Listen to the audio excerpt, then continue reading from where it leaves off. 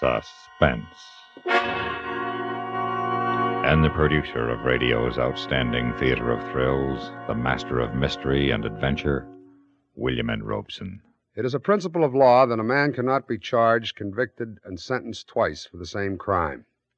But there is no law in the books that says a man cannot murder his wife over and over again in his fantasy.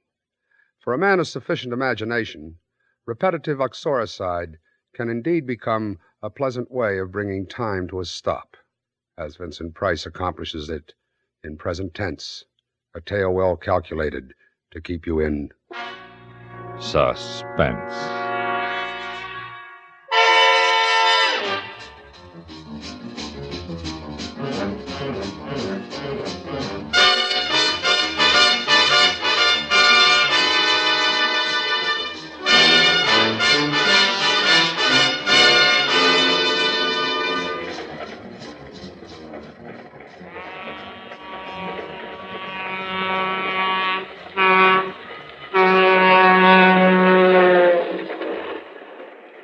Through the dim pane, the cold, dark land wheels away, and the hills beyond, below the stars, are black and sharp. Dead hills, dark sky. Cold steel below my feet, cold as the face of the officer at my side, cold as the cuffs which link my arm to his, which join us on this journey to the prison where I die. Want a cigarette? No. Go on, take one. No, I don't smoke cigarettes. Okay. Has this happened to you before? What? Being handcuffed to a murderer, has it happened to you before? Sure, plenty times. To an axe murderer? Yep. You're nothing special, brother. Lots of guys axe their wives. Lots of them. I could have escaped after I killed her, but I didn't. Now it's too late. Late. Ever too late, never too late, too late. Escape. If the train were to be wrecked, if the detective were to be killed. Late. The sweet escape, the light escape, the crash escape.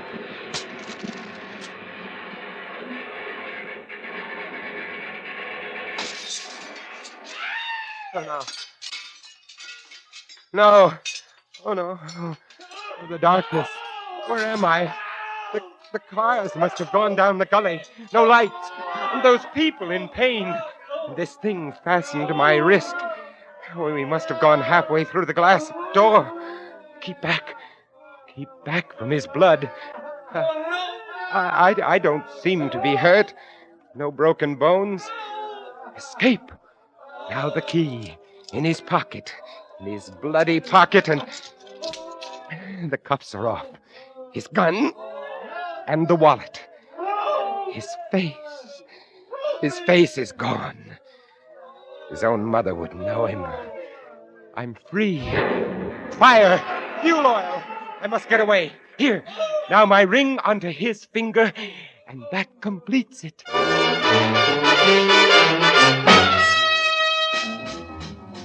Bus number 63 from Bakersfield now arriving. Please claim your luggage at the curb. Bus number 14 Taxi, from mister? San Diego now Yes. Please claim your luggage Where at to? the curb. Up Beverly Glen above Sunset. I'll show you where. Gotcha. Hey, you read about a big train wreck? Yes. Understand almost 100 were killed.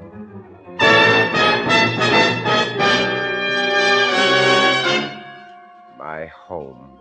It looks so small, so shabby. No one took care of it during the trial. No one cared. No one cares now. But that's good. I like that. I'll be alone, and I won't let the neighbors see me, and I'll sleep and figure out where I go next. The lights are on. Someone is there. Ain't it slick, huh? The whole thing was so slick. You'll always be the brains for both of us, won't you, honey, huh? Always. Oh, no, it can't be. She's dead. I know she's dead. I killed her. Want another bottle of beer, honey, huh? Yeah, sure. Is it cold? You bet it's cold, honey. But I'm not. You said a mouthful there. That husband of mine was never able to make me feel like this. Well, it takes a man, baby. All he would do was sit around and write those poems all the time. We framed it so good that he even thought he killed you. What was that? I heard a noise. Mice. You're funny. You know that? Real funny. Open the kitchen door so quietly and walk softly.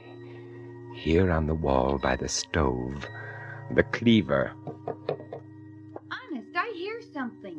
Hey, you're nervous. Here, relax just a little bit more. I see them now. It is she. How did they do it? How did they trick me into imagining the murder? I am innocent. Sweetmeats. That's what you are. Sweetmeats. Lover man. The pig in his dirty undershirt, soft, weak, white neck, fat on his arms, pig. Grip the cleaver and walk like a feather. He shall be the first. Soft, white neck. Honestly, I hear some... What's the matter, Sweetmeats? What's it? You killed him! Yes. And now you. No! I was innocent, and I thought myself guilty. And now I am truly guilty, and never in my life have I felt so innocent.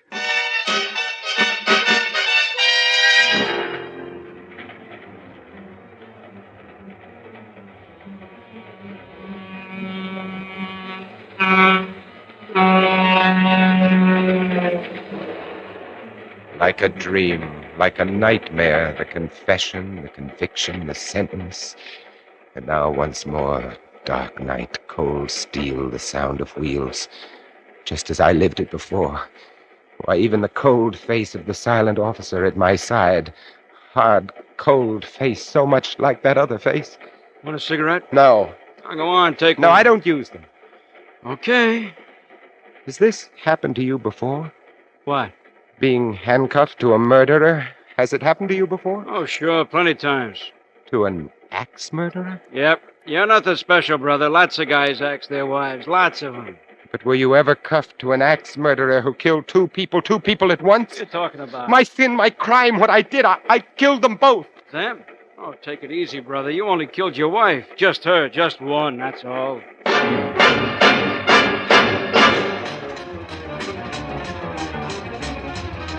In a moment, we continue with William and Robeson's production of Suspense.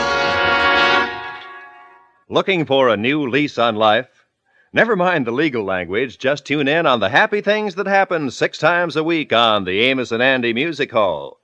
New and old song favorites say cheerful things with music. Remember, the fun is on the house every Monday through Friday evening and each Saturday in the daytime, when the Amos and Andy Music Hall comes your way. We continue with Present Tense, starring Mr. Vincent Price, a tale well calculated to keep you in suspense.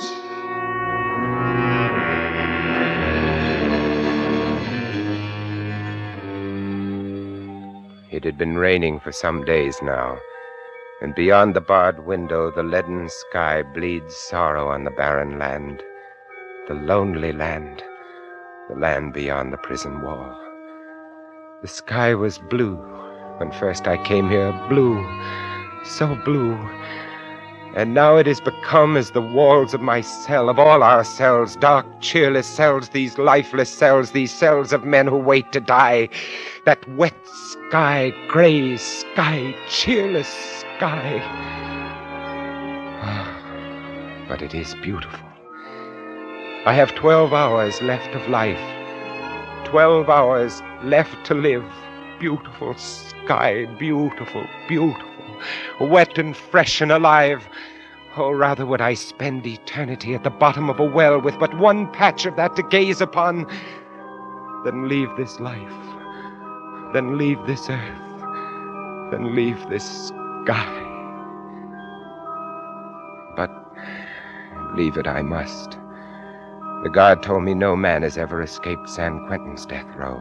Blocks and bars, guards and guns lie between me and the world beyond. No escape! Not from here. But wouldn't it be nobler to gamble my life in bold attempt than lay it down in reckless resignation, eh? So, now to get out of this super-guarded area. Oh, guard! Oh! Hey, pipe down. What's wrong? Hey, what's the matter with you? Guard, my gut, here, it's killing me. I'll call a medic. Now, as I press, you tell me where it hurts. Oh, everywhere, Doc. All over down here. The air. Oh, don't touch that place again. No. Call the ambulance. This man's got appendicitis. Oh, do something, please. Hey, what do I do? Why didn't they send somebody with you? Well, the interns are all tied up. Shots today. Well, look, he's acting kind of crazy. Let's get him over to the hospital in a hurry. I can't drive any faster. My windshield's steamed. So wipe it. You got a rag? Look, here. You can use my handkerchief. Hey, what's going on back there? Your pal's out cold. And I've got his gun now. So keep right on driving, or the top of your head comes off. You won't get away with this. I will. I'm betting my life that I will.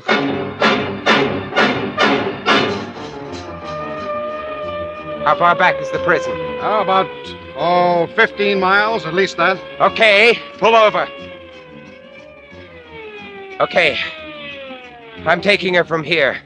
And you, I want your money and your clothes. And then you can take your pal back and explain about me. They won't find that ambulance for days, not at the bottom of that canyon. And now, I cross the border on foot and into Mexico. A little card, bought in a back room with no questions asked, and I became a tourist. 4 days' growth of beard, and I became poor.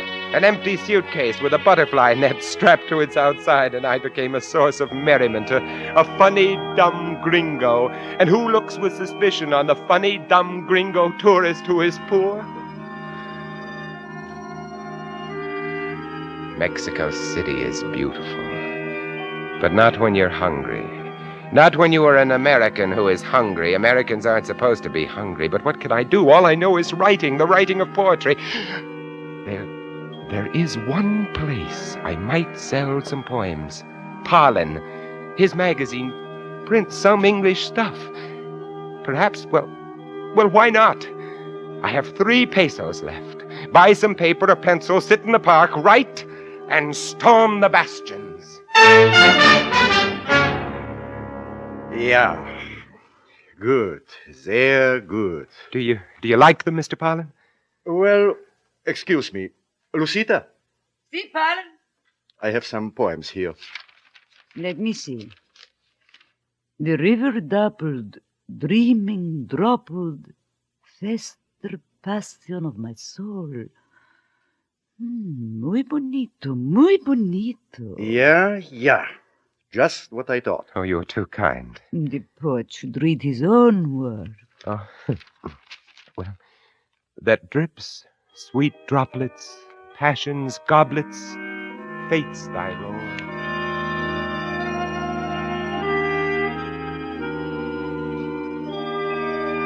Lucita likes your stuff. A rare woman. And I like what Lucita likes. Aha!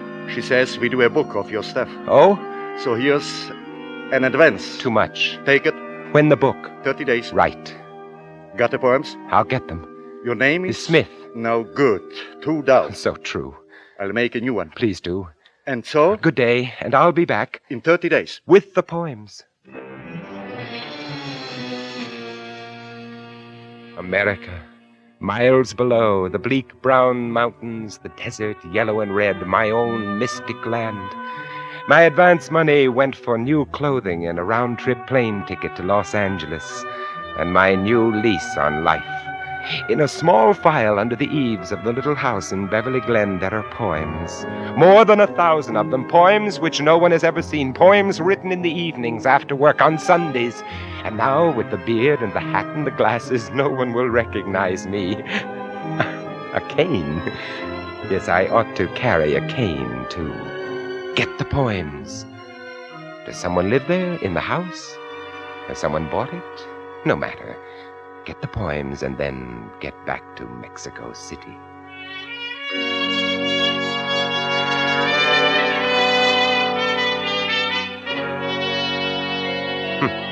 Someone is living here. Wonder who? The hedge is trimmed and my hammock. Somebody's put a new canvas cover on it. Fred, get the door. Get it yourself, baby. I'm shaving. Oh, all right. Yes? Oh, no. No, it can't be. Well, what do you want? It's Mary, but I thought I killed her.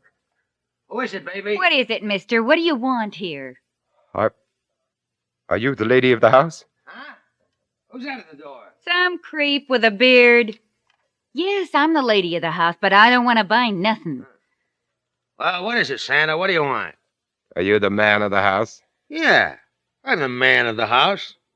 That sweetmeats? I'll say. So, what of it? Well, I'm making a survey. I'd like to ask a few questions. May I come in? I don't know. I'll let him. What's the difference? Thank you. Thank you. Well, first your name. My name? Yes, please.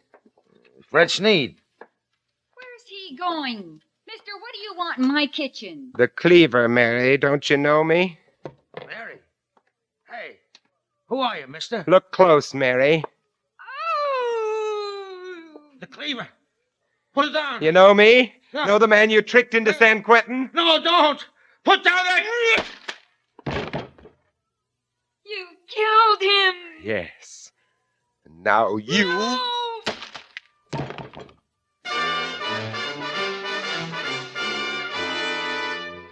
Confession, conviction, sentence, transportation, and again the death house, as before. But when I came here, they promised I could keep the beard. They promised I could keep the beard. And it's gone. Gone. I can't remember when. What's that? Who's coming? Ready? Ready. It's time to go, my son. Time to go. You've refused my help up to now, but perhaps you'd like to walk with me. Rather beside you, Padre, than beside one of these mercenaries. My legs, the muscles quiver. Not with fear, no, but with the desire to feel themselves moving, straining, acting, while yet there is time. I am not afraid, but this body... I hate the thought of its being killed by these men. My beautiful body, soon it will be dead, cold, rotting, dead. It will rot. No, they must not do this to me. You must be brave, my son. My body? Years I spent with the great corporeal master, the yogi, learning my bodily purpose, my bodily care, the use of willpower to control my body. The yogi, my teacher. Yes, I shall use yoga. Suspend my breathing and become invulnerable to their gas. Suspend my body functions to the point of death and fool their doctor. Of course. Oh, yes. The greatest escape of them all. And this time I must succeed. All right, here we are. The room is so small. Somehow I had imagined it would be larger. And here is the chair. All right, now Yes, just sit down. straps, hood.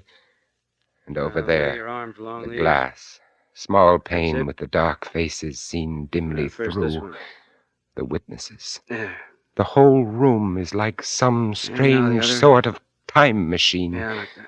Machine for Now, launching lay. a man into another dimension. And so true. And I'd best begin to prepare myself. There we are. Relax. Must relax. It won't be easy.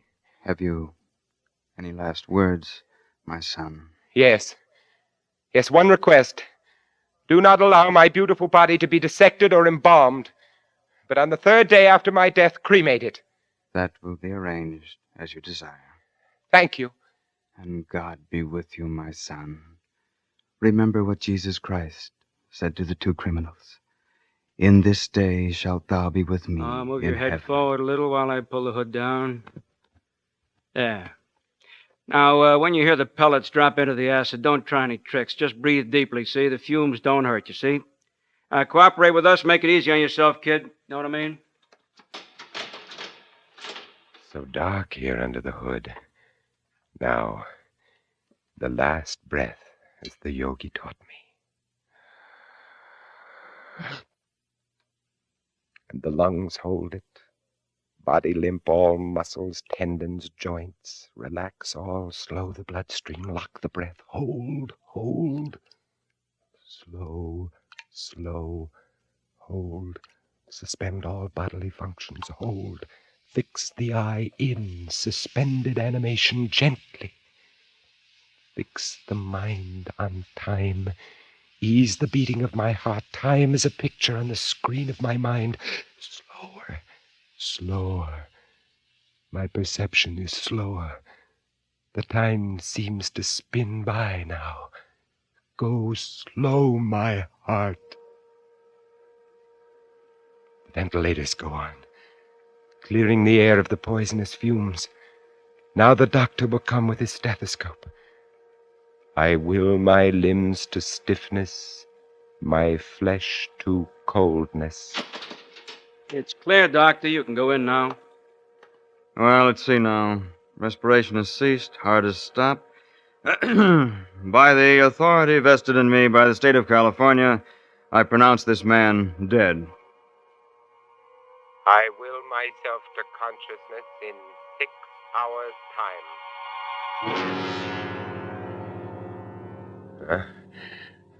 Where am I? It's dark here and cold. So cold. I must get up and see.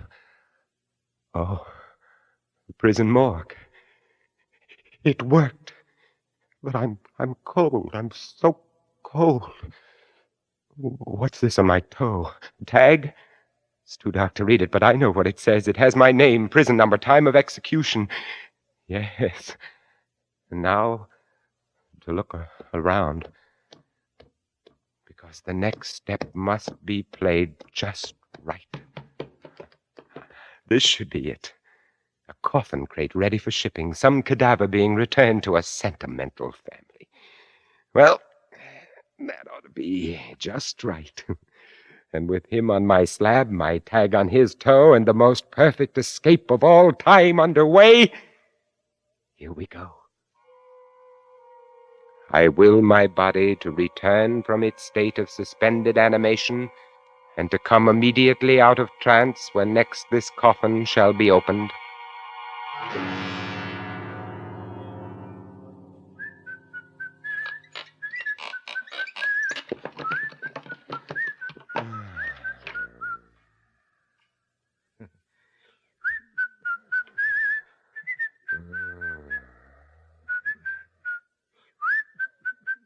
Hello, old man.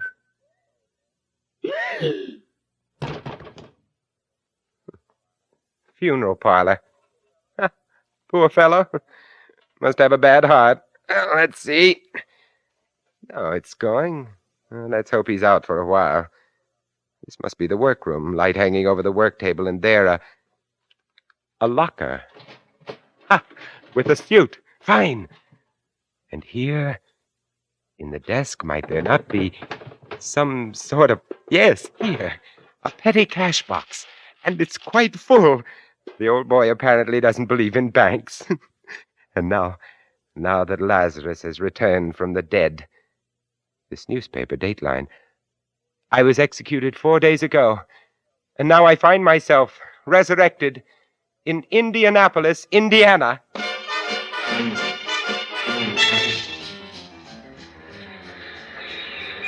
Los Angeles, California. This is Los Angeles. You can claim your baggage in the station or on the platform. I've returned to my home. A beautiful time to return home. My old hammock is there. My flowers, my yard. The house is empty. The lawyer said he'd had it cleaned up. My books, my pictures. Here, my old pipe. I haven't smoked it in years. Mary didn't like it. But now she's gone. I don't hate her anymore. Tobacco's still fairly fresh. Fill the pipe. There's that detective story I never got to finish. Now I'll have time.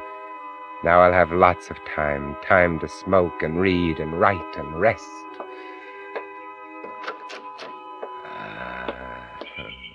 The sun's almost down. Twilight. Wonderful time to get outside. Cool, sweet air. Wonder what kind of birds those are. My hammock. So nice.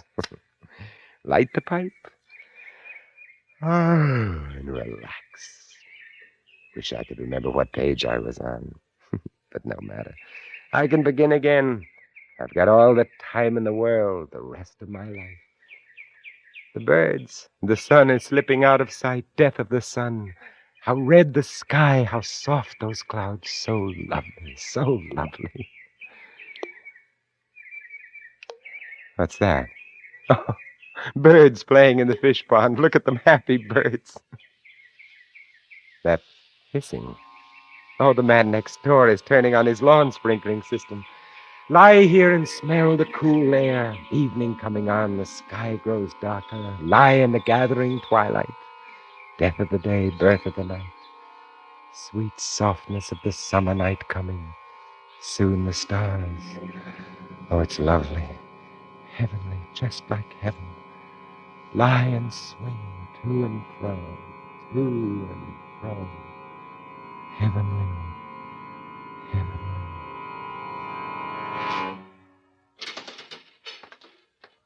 By the authority vested in me by the state of California, I pronounce this man dead.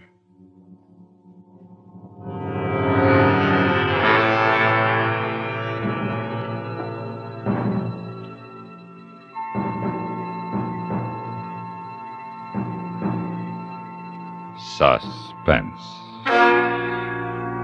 in which Mr. Vincent Price starred in William N. Robeson's production of Present Tense by James Poe. Listen. Listen again next week when we return with Raymond Burr in the Peralta Map.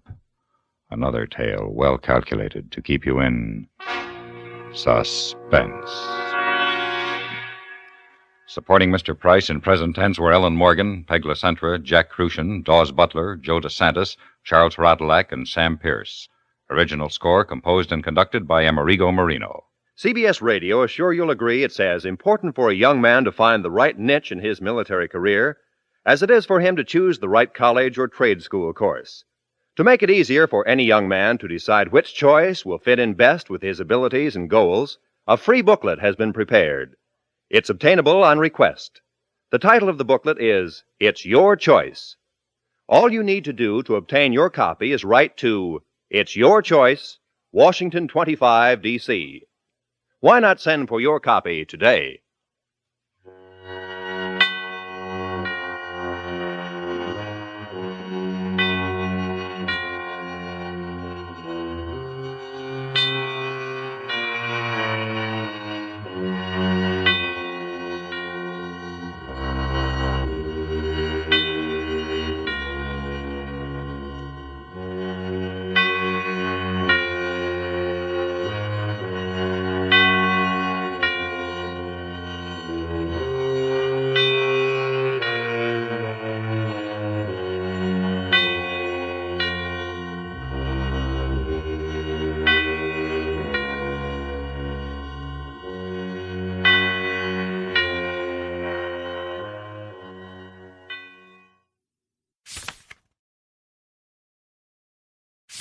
Tired of the everyday routine?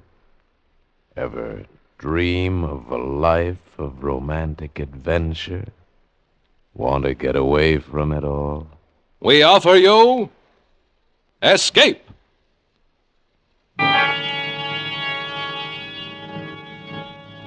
Escape, designed to free you from the four walls of today for a half hour of high adventure.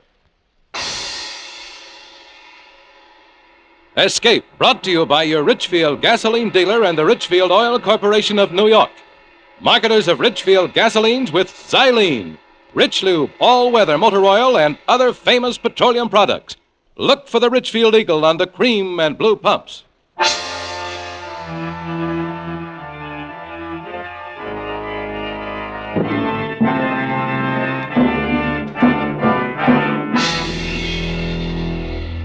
Tonight, we escape to the jungles of South America and a seething tale of terror and violence, as told by James Poe in Bloodbath, starring Mr. Vincent Price.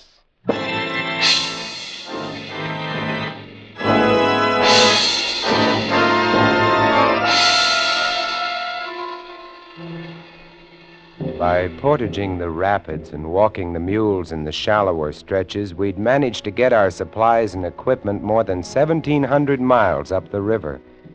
After this, further navigable passage being impossible, we'd traveled by foot, hacking our way through the thick, steaming jungle, coaxing and goading the heavily laden beasts. We'd left the jungle and begun the climb. 11 days later, high in the Andes, we found our objective, and we set to work, hard work. And then, on a hazy afternoon in late May, we found it. I shall never forget the scene. Below us, the mountains swung down to the jungle which stretched eastward, far as the eye could see. The peaks above us had cut off the setting sun, and the light had a curious violet quality. The dank, chill wind, whispering and gusting, set the sparse timber scrubs to trembling and shuddering, and the mules, disdainful of their 5 strange masters, foraged the cacti and dwarf pine. The instruments were set up, and the specimens were at hand, and now, crouched and tense, we leaned forward. How about it, Hess? Wait. The tube's got to warm up. Come on, come on. Wait, will you? I've waited 5 years for this moment. 500, you mean? 5 million. Come on, Hessie. How about it, Hess? Mm-hmm. Okay. Give him the sample, O'Brien. Yeah, here. Come on, baby. Shut up, will you? Shh. Here goes. Switch on.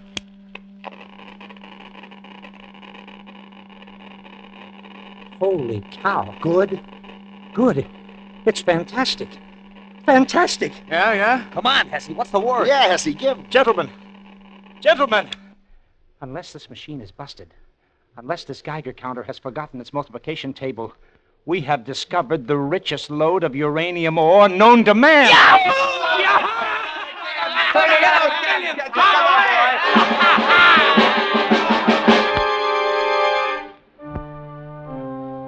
I won't go into the details of how we'd come to locate the ore, because that's a story in itself. Suffice it to say that late in the afternoon of that hazy May day, the 5 of us, gamblers all, came to the end of our rainbow, found our pot of gold. The vein runs all the way up the side of the mountain. Must be worth $1 million. $1 million? $1 billion? $1 trillion.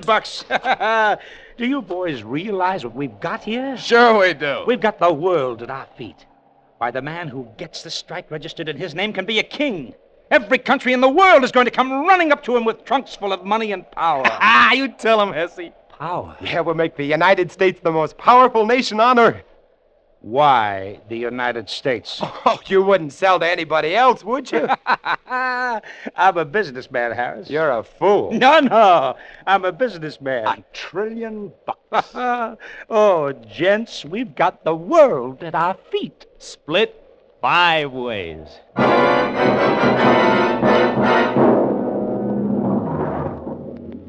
The world at our feet, split 5 ways. That night, as I lay huddled under my thin blanket, I wondered what it would be like, being a wealthy man. Wondered if it were really true. Wondered how it would affect the others, how it would affect me. In the morning, we were to set off on the long return journey down to the jungle and through the jungle to the launch and down the river to civilization. There we'd register our claim, purchase, if need be, the land, lease it perhaps from the government. Oh, millionaires.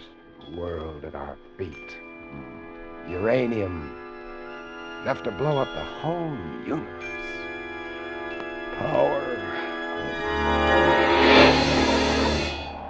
Harris, wake up. What's Wake the up, time? Harris, wake up. Oh, good morning, millionaire. Weems, wake up. The sun's coming up. Hey, where are the others? They've gone. Gone? Yes, Dumont and O'Brien. They took the mules and most of the food and cut out. When? How do I know when? Sometime during the night. But why? Why? $1 trillion, that's why. Oh, no. Once they get down to the jungle, they'll have to travel on foot. There's 10 days' march to the river. If they beat us to the boat, we're stuck with 1,500 miles of jungle between us and safety. 50? Impossible. We'd never make 100. That's right. We've got to catch 'em, or we're dead. We traveled as lightly as possible.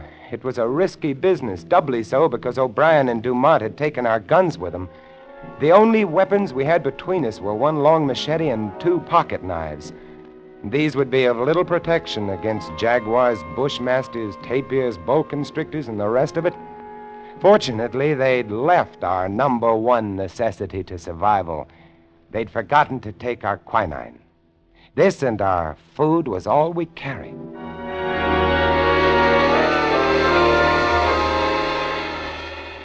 The long descent to the jungle was slow going on foot. It was here that we nearly gave up hope.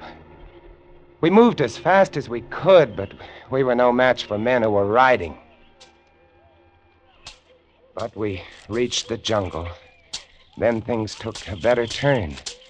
Here the thick vines and heavy undergrowth was, we knew, almost an impossible hazard for a riding man.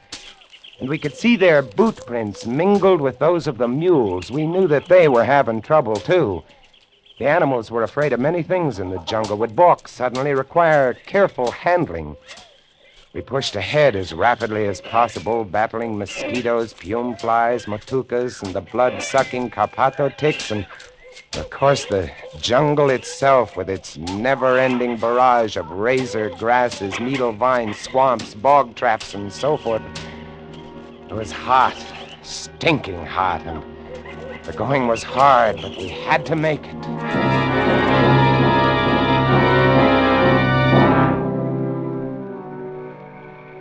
We couldn't travel at night. They'd taken our flashlights. We'd bundle up as best we could, protecting ourselves not from the cold. It was hot and muggy even at dawn, but from the mosquitoes. And as we progressed towards the river area, from the bats. Vampire bats. Ever seen them? They're small, rather fragile-looking little things. By day they hang, heads down from the trees, wings folded like clusters of rotten fruit. By night, they hunt. They have razor-sharp teeth, bite like the finest steel scalpels. Their object is to break the skin very delicately, start the blood to coming, and then they simply hang on and sit.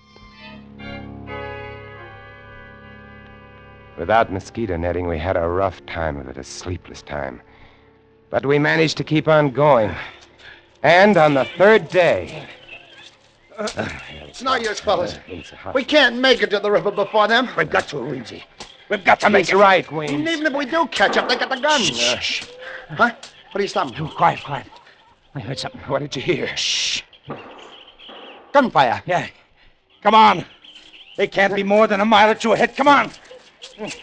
We ran through the jungle, following the fresh marks of the animals and the 2 men. And a half an hour or so later, we broke into a little clearing, and there was Dumont. Dumont. He's dead. Shot in the back. Good old Obie. Sweet guy, that Obie. Here, come on. Let's turn him over. He's really been sweating, huh? Yeah. It's malaria. You see his face? Good old Obie. And Dumont came down with malaria, probably started to slow him down. Sweet guy, that Obie. Come on. Come on, let's go. Hey, they should have remembered the quinine. I got no sympathy for Dumont. You know what'd be nice? What? If that Obie should get malaria now. Yeah. He'd be helpless. He'd ask me for quinine. I'd throw him a stone. On we went. Now there were no boot marks with the mule tracks. Apparently O'Brien was riding one of the animals. From time to time we'd see a flurry of tracks turned up as though he had to dismount to tug one of the beasts back onto the trail. We followed the tracks for another 2 days, and then on the 6th day, we found one of the mules. How you feeling, boy? Huh? Where's your saddle? He really looks beat. Look at those marks on his flanks. Vampire bats. Yeah. That leaves O'Brien on foot. Yeah. Hey, you hear that? Hey, it's the launch. We're to the river. He's starting the motor. Come on. It wasn't very far, just a few hundred yards, and the path was strewn with O'Brien's discarded supplies. Quite suddenly, we came out of the jungle and onto a narrow white sandbar. The river. And there, not 30 feet away from us, just drifting off into the deep, dark, fast-moving waters, was O'Brien in the launch. O'Brien!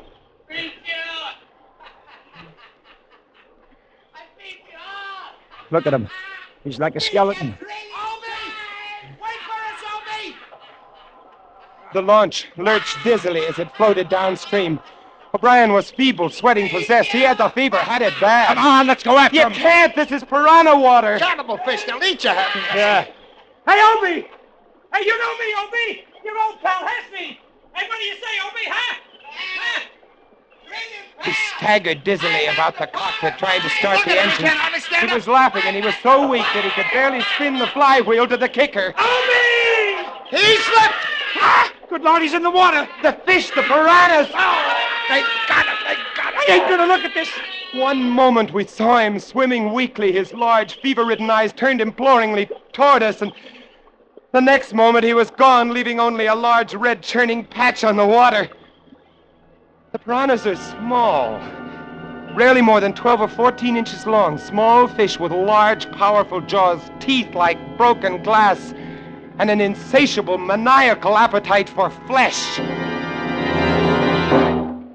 The launch, caught by the deep, fast-moving waters, rocked softly this way and that and moved on downstream. Away. Away around a bend and out of sight.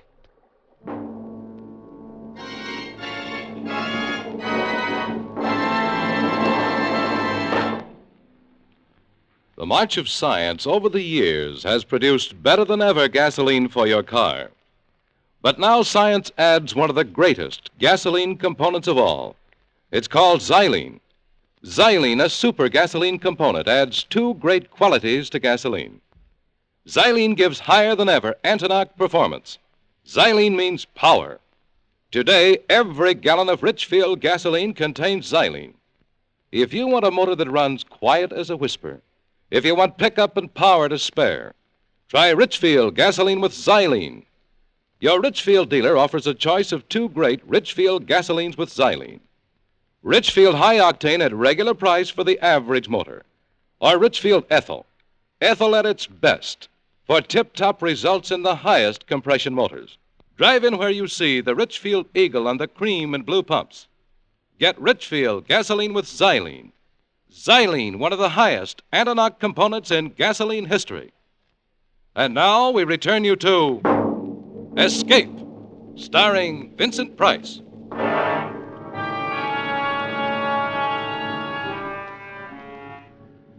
We picked over the supplies O'Brien had left on the shore. There wasn't much we wanted. A gun without ammunition, a few tins of food, a tent and some bedding, cooking equipment, a coil of rope. We loaded these things onto the mule and set off through the jungle. downstream along the river's course. 1,500 miles to civilization.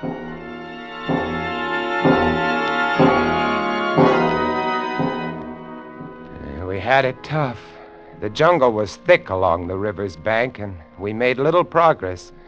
Not more than 5 miles that day, but the next day, we rounded a bend, keeping close to the shore, and there, about a quarter-mile below us and nuzzling the opposite shore, grounded on the sand, lay the launch. Looks shallow enough here. Yeah, it does. Yeah, but what about the fish? How deep does it look to you, Harris, at the deepest spot, I mean? Oh, I don't know, maybe 2.5 feet, maybe 3. Most of it's less than that. I got an idea. Shoot. We got to get across the launch, see? So here's what we do. We throw away everything. There'll be food and water on the launch, see? Yeah? Now, you see that little patch of sand in the middle of the river where the bar shows? Yeah. We go that way. That's bound to be the shallowest way, see? How do we go? On the mule, the three of us. Ah, you're nuts. This mule ain't in such bad condition it can't get the three of us across 70 feet of shallow water. What do you say, Harris? Why not? All right, I'll get aboard first. Come on. Get farther up, Weemsy. You're the lightest. Yeah. Harris, you get on next. Hang on to Weemsy. Here. Carry this coil of rope around your neck. We may need it. I've got the machete strapped to my back. You set, Weems? Yeah. Now hold tight to me, Hess. Don't worry. If I go, you go too. Yeah. And if he goes, I go. So let's hang on, gents. Yeah. Let's really hang on. As long as he's moving fast, he can't get at his legs. Ain't that right? He's not showing anything to him but hoops and hairs. Hold his head up, Weems. Don't let him look down. You all set? Yeah, all set. All right, here we go. All right, get off. Come on. Come on, baby. I felt the mule lurch when he stepped into the water. The sand was softer here than on the shore. Sand, huh? Ahead, not 40 feet away, lay the little spit of land. The mule refused to run, couldn't run, and before he'd taken 10 steps, I knew he was too weak to support the three of us. From every direction in the swirling water about us came small, shadowy, dark shapes. The piranhas. Don't stop! Come on, baby. Keep moving, baby. Come on. Move along, baby. He can't do it. You gotta do it, baby. Come on. Sweet mother. What are those?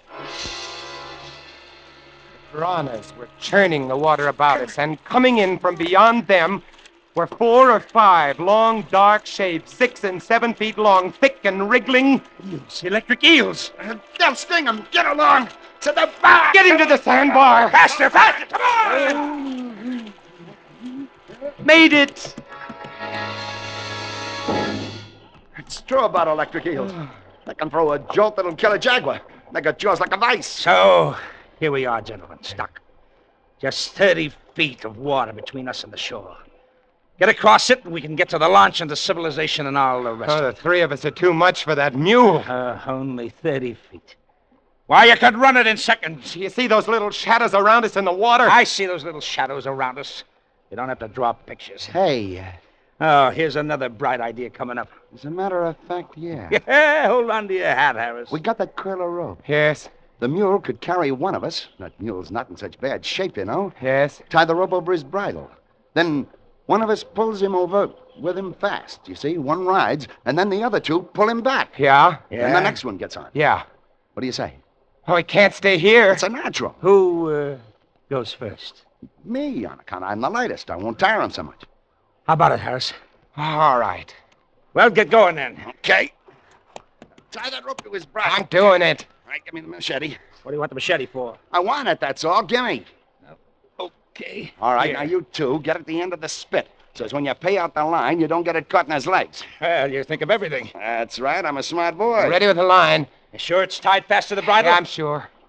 No funny business, Weems. All we gotta do is jerk this rope once while you're over that water and you're done for. You're a sharp article. Yeah, that's right. But not sharp enough. Hey, Weems, you cut the rope! So long, sucker! The rope. Our only salvation was cut.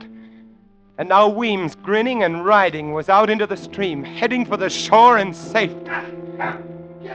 He went not 15 feet when one of the long, dark, wriggling shapes made for the mule and got his leg. The mule reared up on his hind legs, the eel clinging to his foot, pumping paralyzing shocks into him. Weems clutched his neck with one hand and slapped him on the flank with the flat of the machete with the other. The mule came down, and more eels went for his legs. He began to lurch sideways. Weems swung the long steel blade in an arc, barely missing the mule's leg, and connected with one of the eels. His hair seemed to stand on end. His other arm released the mule's neck. The arm holding the blade was extended stiffly, still caught in the thick, muscular back of the electric eel. And then the mule reared again, and Weems fell back into the water.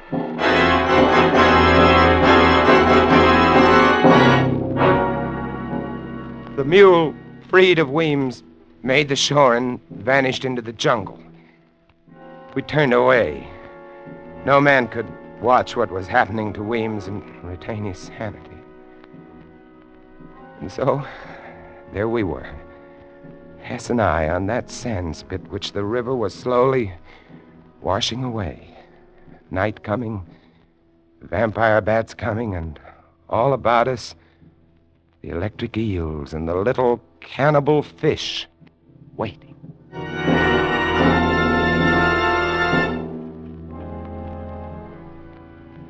There was no moon. There were evil stars, red and yellow. There was a black sky, and against it blacker shapes, the vampire bats. We waved our arms and kept them off, but again and again during that long and terrible night, they brushed against us, squealing and squeaking, trying to get us. Dark, evil, thirsting bats.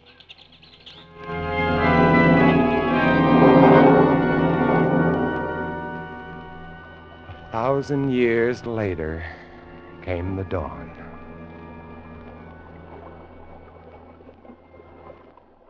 That water's taken a lot of sand away. This thing isn't much bigger than a card table.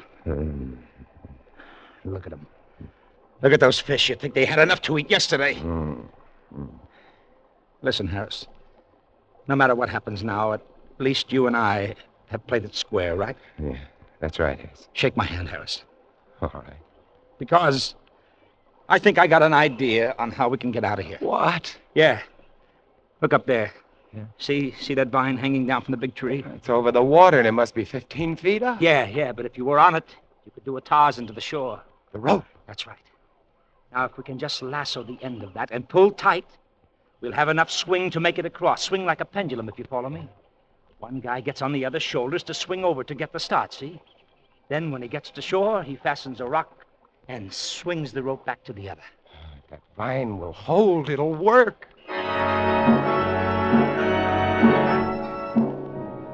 It took us 2 hours before we managed to lasso the end of that vine. And then we tested it again and again until we were positive it would hold a man's weight. And then we were ready. Stand good and steady now, pal. I'm going to go easy on you, but don't shake. Because if you spill me in that water, I'm a gone guy. I'm ready. I'm ready. Good luck. Here. I felt his feet leave my shoulders, and then he was off, skimming the water with his feet drawn up, and then, miraculously, he was on the shore. Good boy! Good boy! Yeah! Like a breeze, huh? Like a breeze. Hey, any rocks around there? Sorry. He smiled at me and shrugged, and then looked down the stream at the launch. I knew that smile, that $1 trillion smile. It said, "So long, sucker." Don't do it, Hess. Send me the rope. You're too nice a guy, Harris. You and I would never get along. You can have it all, Hess. Every scrap of it. Only for the love of mercy, send me the rope. No, you'd want some. You wouldn't approve of what I mean to do with it. Hess! He stood there laughing at me and shaking his head slowly. But above him, just over his head, was another vine, thick and mottled, and it was moving. Look out, Hess! Hess! He didn't understand or didn't hear me. Just stood there smiling and shaking his head. The boa constrictor dropped heavily and accurately, a thrashing tangle of scaly muscles.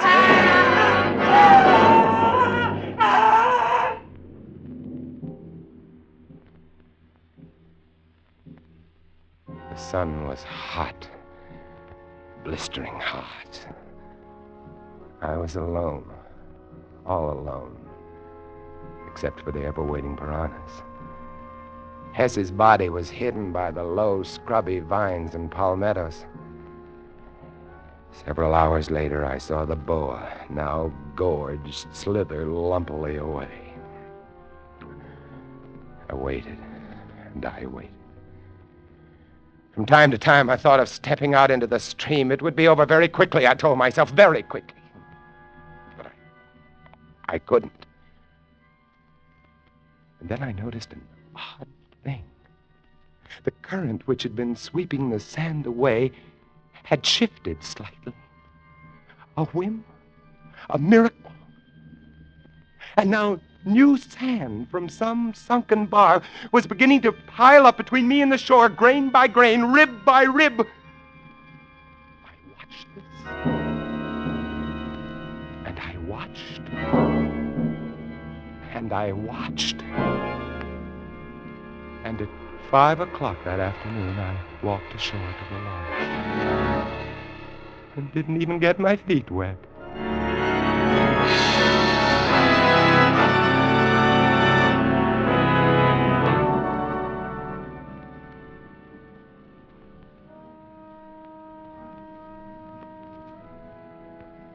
It's nice where I live. Quiet little streets, nice people, nice kids, nice country. Peaceful, nice peace. I know where there's enough uranium to blow it all to hell. Want it?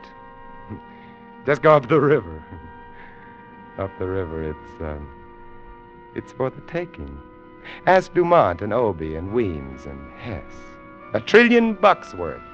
Enough to give the whole world a bloodbath. Yourself included.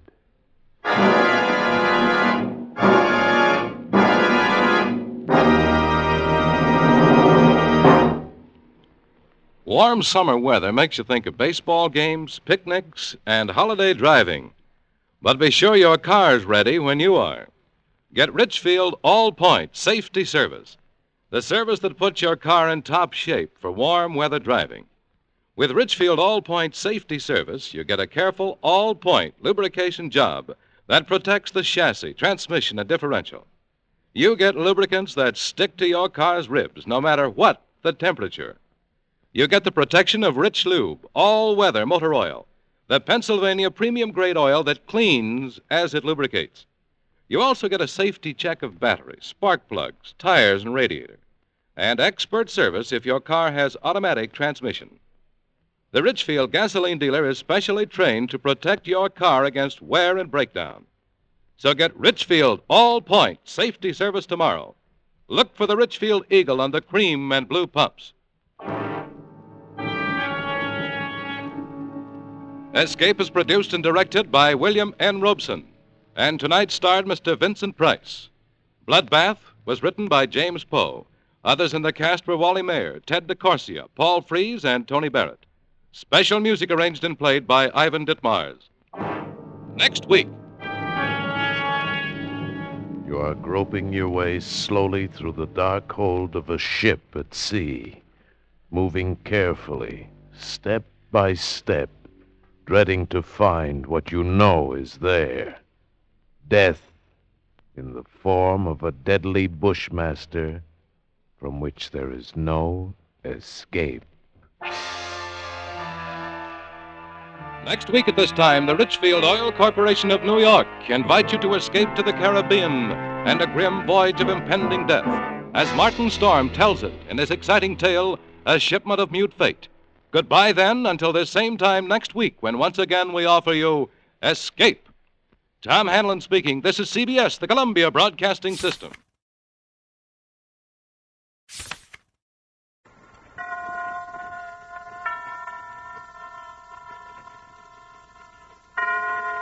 Roma Wines presents Suspense.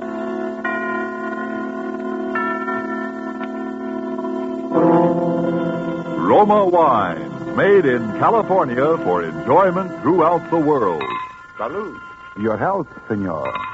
Roma Wines toast the world. The wine for your table is Roma Wine, made in California for enjoyment throughout the world. The Roma Wine Company of Fresno, California welcomes you again to this weekly half hour of Suspense. Tonight from Hollywood, Roma Wines bring you as stars Miss Ida Lupino, currently being seen in Warner Brothers In Our Time, and Mr. Vincent Price of 20th Century Fox, soon to be seen in the Darrell F. Zanuck production Wilson. For the appearance of these two distinguished screen personalities, Lucille Fletcher has written a suspense play that deals with brooding anxiety and sharpening suspicion, played against the severe and forbidding background of the late Victorian era. And so with Fugue in C minor, and with the performances of Ida Lupino and Vincent Price, we again hope to keep you in suspense.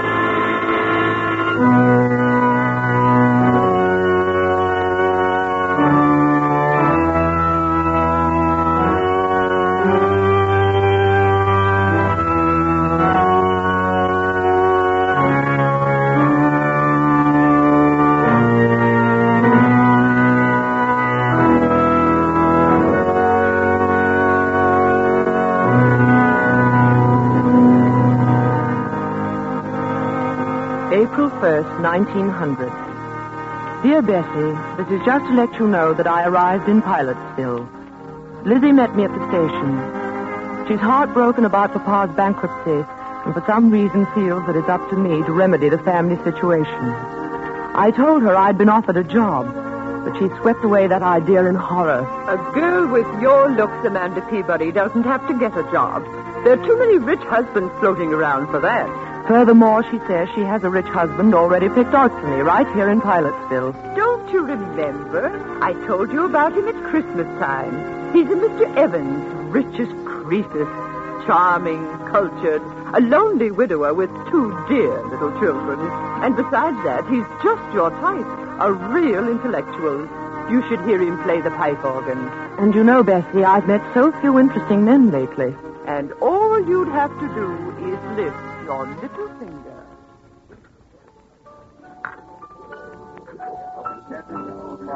Mr. Evans. Oh, good evening, Mrs. Chumley. How delightful to see you here. I'd like you to meet my sister. Mr. Evans, my sister, Amanda Peabody. Delighted, I'm sure. It's a lovely party, Mr. Evans. Thank you, Miss Peabody. Have you just come to Pilotsville? Yes. She's down from New York visiting me after the whirl of the hectic social season. Oh, indeed. Well, I'm afraid our Pilotsville society must seem a bit dull to you, Miss Peabody. Oh, no, not at all. It's charming. I've enjoyed everything so much tonight. Your beautiful house, the music. I hear you're going to play for us, Mr. Evans. Oh, a bit. Do you care for organ music, Miss Peabody? Very much. I never miss a church recital. But what a luxury it must be to have your own pipe organ right here in the house. I'm afraid I couldn't do without it. It's my hobby, you know. Bach, Buxtehude, César Franck. Don't you adore their work? Oh, Amanda's very musical. You should hear her render The Burning of Rome. Yes. And the delightful thing, of course, about having a pipe organ in the house is that it's everywhere. To sit at a keyboard and hear the walls, the ceilings, the floors vibrate. You see, Miss Peabody, I've had the pipes installed all over the house. Under this floor, for example, are all the choir stops. Up in the bedroom walls are the stops for the swell manual. In the great 32-foot pedal stops, the giant diapasons are underneath the staircase. My children sleep next door to the echo chamber. So, you see, we live like angels here in a paradise of music. How thrilling.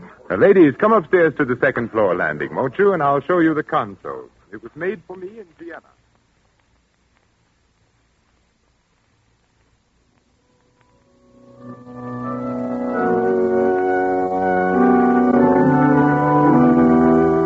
April 7th, 1900. And Bessie, dear, to tell you the truth, I really find him fascinating. I wish you could hear him play. It sweeps you off your feet. There is such wildness to it, and at the same time such dignity. And to hear the sound all through that marvelous house, rolling through those gorgeous rooms with their beautiful tapestries and potted palms. I could sit and listen to him all night. You have the most amazing eyes, Miss Peabody. What are you thinking about? The music. Oh, please don't stop.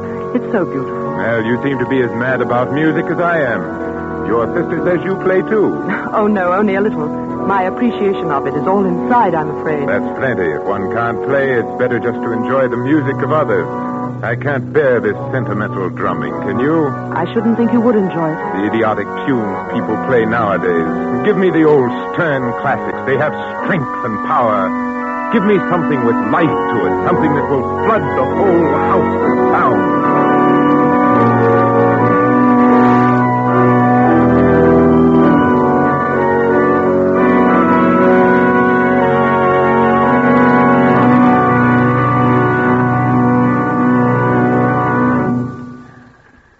Marvelous. You're a very unusual girl, Miss Peabody. Quite unlike the run of girls down here at Pilotsville. Yes, in what way? Oh, it's rather hard to explain. Some more tea, Amanda? No, thank you. A muffin? No, thank you. You have an excellent cook, Mr. Evans. Please call me Theodore. You know you promised. Theodore. Amanda. And your house is beautifully run, too. You must have an excellent housekeeper. Everything always looks so charming and quiet. I haven't even heard a peep out of your children. My children? Oh, yes, the children have been away at school. You have two, haven't you? Yes, Daphne and David. What sweet names. Ordinarily, I don't approve of schools for young children, but you see, they were rather overwrought. After Mrs. Evans passed on... I can well understand. They were almost morbidly devoted to their mother, and then, of course, the unfortunate circumstances of her death. But I suppose your sister, Mrs. Chumley, has told you all about that. No, not very much, except your wife was killed in a street accident, wasn't she? Yes, in Philadelphia. A brewery wagon and 4 horses ran her down. Oh, how terrible. It's something I don't like to think about very often. Poor, beautiful Margaret. Well, it's like a nightmare, Amanda, and I still can't feel reconciled, but... Well, what I was driving at was the children. They were in school when she died, and by some malicious stroke of fate, there was an epidemic of scarlet fever raging out there. The authorities wouldn't lift the quarantine and let them out for her funeral. Oh, poor little things. Yes, it upset them dreadfully. In fact, I sometimes fear it's left a mark on them which may endure all their lives. What do you mean? They suffer from delusions about her. They think that in some way she is linked. Her soul is imprisoned in the organ pipes. How horrible. I wish I could do something about it. It's a frightful notion, but they won't. They don't let me play when they're at home. That echo chamber in particular, next door to their bedroom. Yes? You know, it's nothing but an empty sealed room with a few wires. Of course, it's all because they never saw her dead. But they have a notion that she's, well, somehow hidden there. How ghastly. They really think that, do they? Children can think up such very strange things in their little minds. Can't they?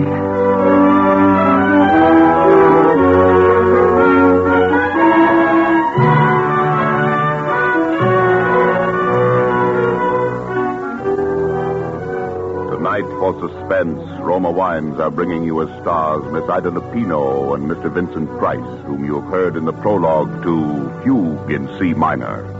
Tonight's tale of Suspense.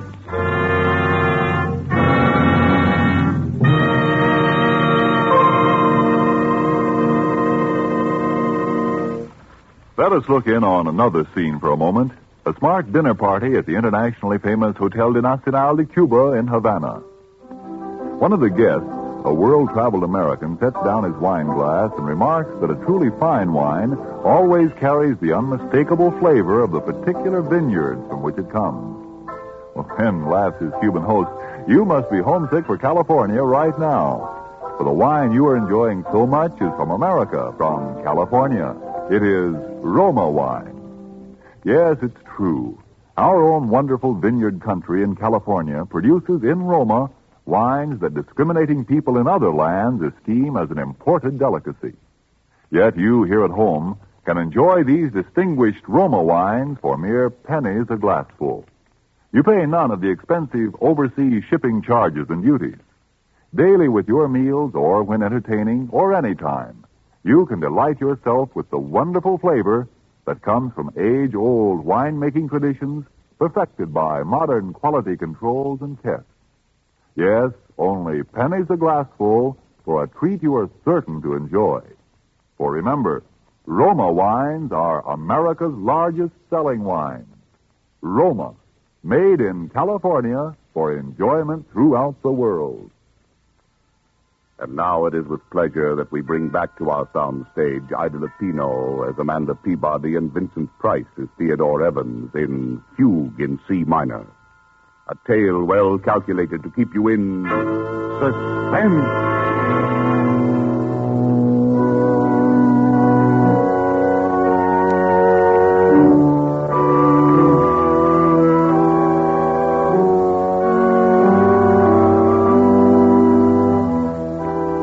April 18th. I met the children today, Bessie, for the first time. It was a shock. Yes, strange little creatures, utterly unlike their father. The girl is about 11 and the boy 8. They were both dressed in deep mourning. Their large gray eyes seemed strained with terror. They listened and trembled at every sound. This is Miss Peabody, children. She's a very good friend of mine. Now, I want you both to shake hands with her. Oh, come now, Daphne. You can at least tell Miss Peabody how old you are. Oh, no. Please don't press her. I know when I was a little girl, I hated people to talk about my age. I'd much rather hear about school. We're not going back there, no matter what anybody says. David. That's all right. Then you didn't like school? No. And Mommy didn't like it either. She cried when we went away. Oh. But your mama wanted you to be educated, didn't she? She wanted you to grow up and be intelligent people, didn't she? Well, didn't she, Daphne? Who are you? You may call me Aunt Amanda. I'm a friend of your papa's. Do you know where my mama is? Your mama? Well, your mama's in heaven, dear. No, she's not. Then where is she, dear? Please don't start them off, Amanda. It's too upsetting. Come along, children. Now we're going to have a little music, like old times. You remember when your mother was alive? We all used to play together. David, you with your cornet and Daphne at the violin, and Mama at the piano. Well, Miss Peabody plays the piano, too.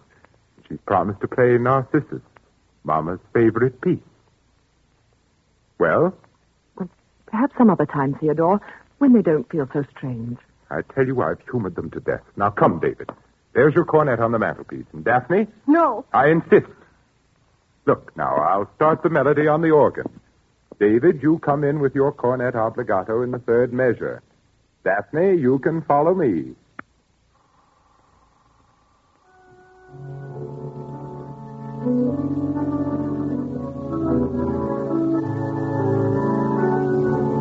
What's that? Come along, children. What's that note?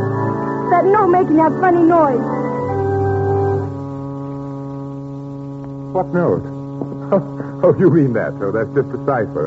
A wire must have stuck somewhere. One of the pipe valves. It's Mama. That's where Mama is. She's calling for Now, us. don't be silly. I just hit the key a few times and it'll stop. You've heard these ciphers before, haven't you, Miss Peabody? Well, I don't know much about pipe It's organs. a common technical occurrence, but very annoying, of course. What is she doing in there? Why doesn't it stop? That's where she is. She's in the pipe and she can't get out. Daphne, stop that nonsense. Oh, hush, dear. Your papa will fix it. No, he won't. He can't. He won't let him because he killed her. Daphne, what did you say? She didn't mean it, I'm sure. The poor little thing's hysterical. We should never have tried to persuade them. Oh, man. Just because they never looked upon her face, because they never saw her lying there in the coffin. Hush. My own children believe that I am a murderer. Theodore, you're making them both sick. And so I who loved their mother so much, who was so devoted for 12 years, do I look like a murderer, Amanda? Do I? No. There it is again. It's Mama. It's Mama. Shh, dear. I'll take them upstairs for you, Theodore, while you try and fix it.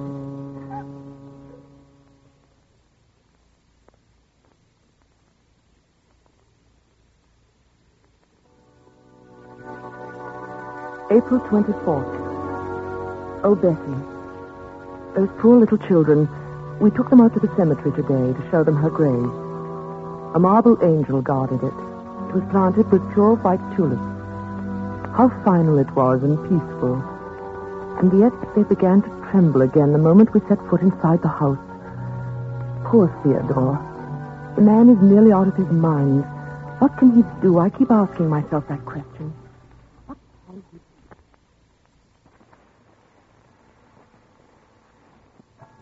She died in Philadelphia, you say? Yes, on May 15th, just a little less than a year ago. You weren't with her? No, she went there to take a piano lesson. There was a new teacher she'd heard about. She was always so self-conscious about her technique. But she never reached his studio. They notified me at midnight from the city morgue. And no one in Philadelphia saw her? No one except the attendants at the morgue, of course, and the people who picked her up after the collision. It was such a brutal accident. There'd been no one from among them who could speak to the children, explain to them? Oh, no. Oh, it's so horrible, so sordid. Oh, I know, my dear.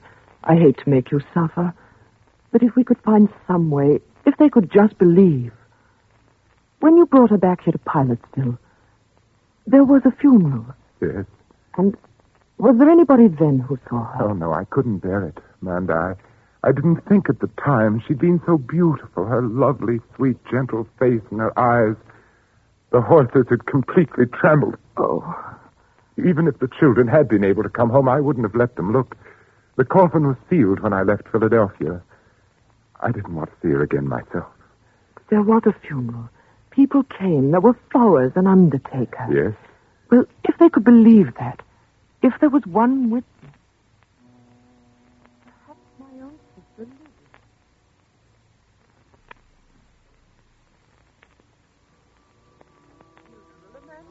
Of course there was a funeral. The finest funeral in town. A snow-white hearse and 25 coaches. Everybody sent flowers. The casket wasn't open, but I've been to lots of funerals where they don't open the casket. And from what I understand, she was pretty badly mangled. But it was a beautiful funeral. Mr. Evans played the organ himself, the finest selections. All the sweet old pieces his wife liked. There was Narcissus and Mighty Like a Rose and Goodbye Forever.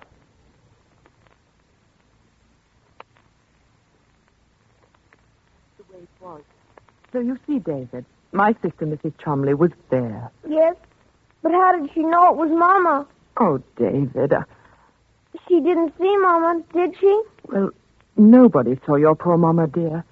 She wouldn't have wanted anyone to see her. Mother wasn't there. She talks to us every night. She tells us to look for her. Where, dear? In the pipe. But, David, your Mama's dead. She's been dead for nearly a year. Now, you saw her grave out in the cemetery. She's happy and at rest. Why doesn't Papa give us the key? If he'd only let us have it, we could look for her. What key, dear? Keys to the pipe. There's a little door just underneath the stairs. That's where the big pipes are. And inside it's all dark. But there are tunnels. There's a little room.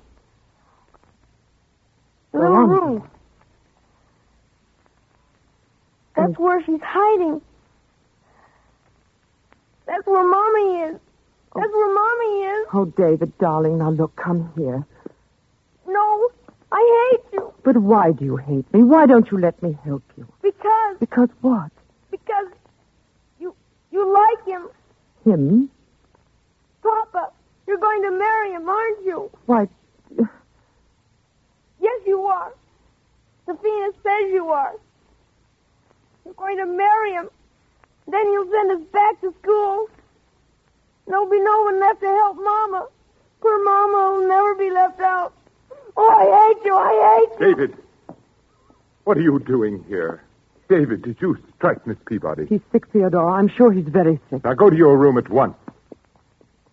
Oh, those dreadful children. I tell you, Amanda, they'll ruin whatever happiness we might have. Theodore, I love you very much.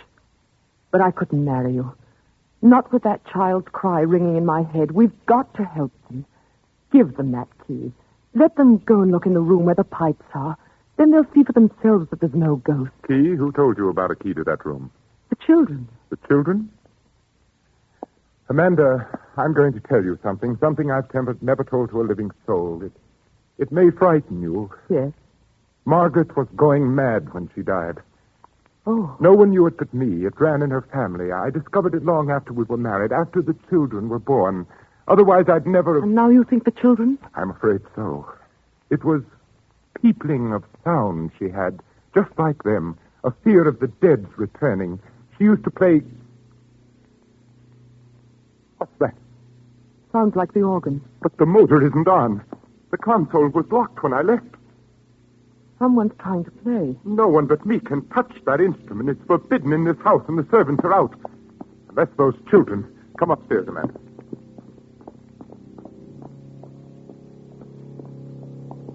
Theodore. Why, there's no one here. No one at the keyboard. The organ's playing itself. That's impossible. The motor's not going. The motor? Yes, it sets the bellows going. There's no air in the pipes unless it's on. No air to make the pipes speak. It's impossible, I tell you. Children found the key and got in. Key? No. The key's here in my pocket. No other way in. No. Theodore, open that door. Go in there and see what's happening, please. No. Theodore. I won't give in. I won't be a prey to it. Do you hear? I won't. I won't. There. It stopped now. Yes. It was probably nothing but the wind. Theodore, give me the key. I'm not afraid. Are you saying that I am? I don't know. But I'll be fair with you, Theodore. I couldn't marry you and live here with that any more than your children can. What do you mean? Rip out those pipes. Rip out the whole pipe organ. Give it to a church, but don't keep it here. Get rid of it's the not pipe worth... organ. Yes. But I couldn't. The whole house was built around it. It's been the very soul and spirit of this home. It's been the curse, you mean. Theodore, I know I'd go mad, too, if I had to listen to it night and day. It's so hollow. Think of those pipes so huge down there in the darkness. I'd begin to hear things, too. Oh, Theodore! Be quiet. Come outside. We'll take a walk. No, give me the key. Give me the key. You're hysterical, Amanda. I'm sorry I've overburdened you. Why don't you want to go in there? Is it because you know something? You did something. What do you mean? Did you kill her? Amanda. Very well, Amanda. Here's the key. If that's the way you trust me, we'll go down and look around together. Come now, Amanda. I'm sorry, Theodore. It slipped out. It was a dreadful thing to say. All right, I understand. Yet it hurts a little. I've trusted you so completely, Amanda. Theodore. Yes, Amanda. Let's not go in there. I do trust you, darling. I believe everything you've told me. No. This little key. To think it should mean so much.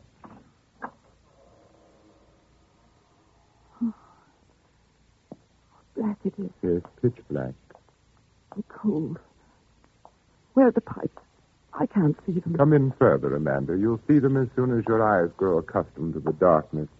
The biggest pipes pack this well under the great staircase like giants. Yes, I'm beginning to see them now. Shouldn't we go and get a candle? Oh, no. Go in a little further. Be careful. The floor's a maze of wires. Now stand there for a second. Theodore, don't leave me. I won't be long. I thought you said you weren't afraid. I'm not only... Where are you going? Just upstairs to play for you. Theodore. I'd like you to hear how the music sounds in the darkness. It's quite an experience being so close to the pipes. You know, narrow, suffocating, especially when I play the great Passacaglia and Fugue of Bach. Oh, Theodore, please. I don't want to stay Perhaps here. one of the Rheinberger symphonies or the great chorales of César Franck. Margaret, of course, preferred Narcissus. Margaret? Now, you're very gullible, Amanda. Then you did kill her. You killed her in this room. And you're going to kill me. Yes, simple, isn't it? But why? I don't know. One gets tired every now and then of mere music. Sometimes the classics demand competition. A scream, for example. There's something so exciting about pulling out all the stops and drowning out all human sound. Have you ever tried to match your voice, Miss Peabody, against the thunderous voice of Bach? It's most effective. And then when the struggle gets weaker, when the air is almost gone and you choke and gasp for breath, to bring the music down, softer, softer. Theodore, you're mad. You're mad. Come, Amanda. Would you deny me that pleasure? No. I Help. promise you the concert won't be too long. It takes about 8 hours before the air gives out. But you know, I could play for days. And don't worry about the children. I think you've convinced them about the ghost. What's that? Theodore. Someone shut the door. It's locked and the key's outside. Who's there? Let me out. Let me out. Theodore. Get away from me. Let me out, you. Let me out. Let me out. I can't breathe. I'm suffocating. It's so dark. I can't breathe. Let me out, please. Please. I can't breathe. I can't. No, don't. I can't.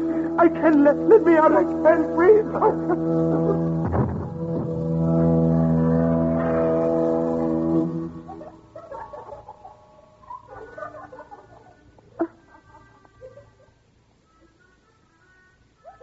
Theodore. Theodore. Let me out. Let me out. He's dead.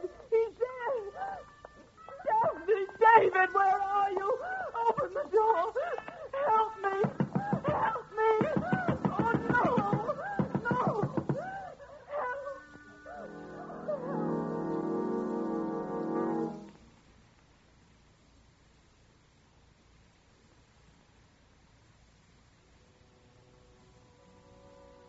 May 1st, 1900.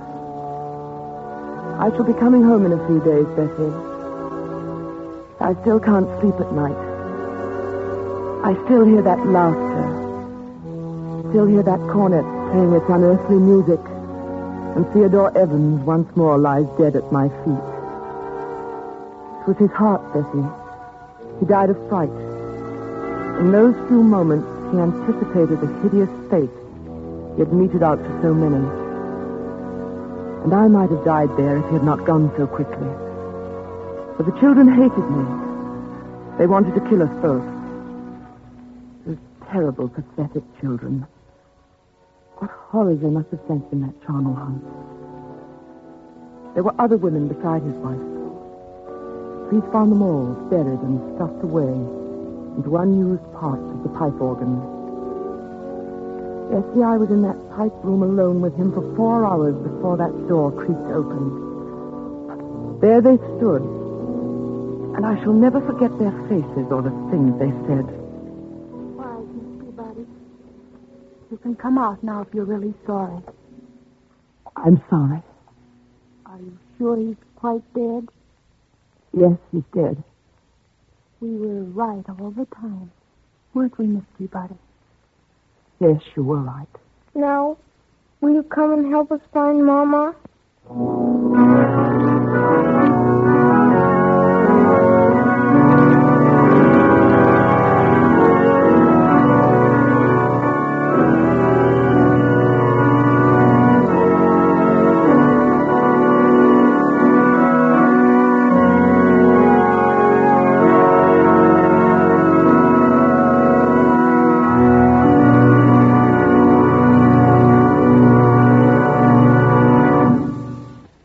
And so closes Fugue in C minor, starring Miss Ida Lupino and Vincent Price.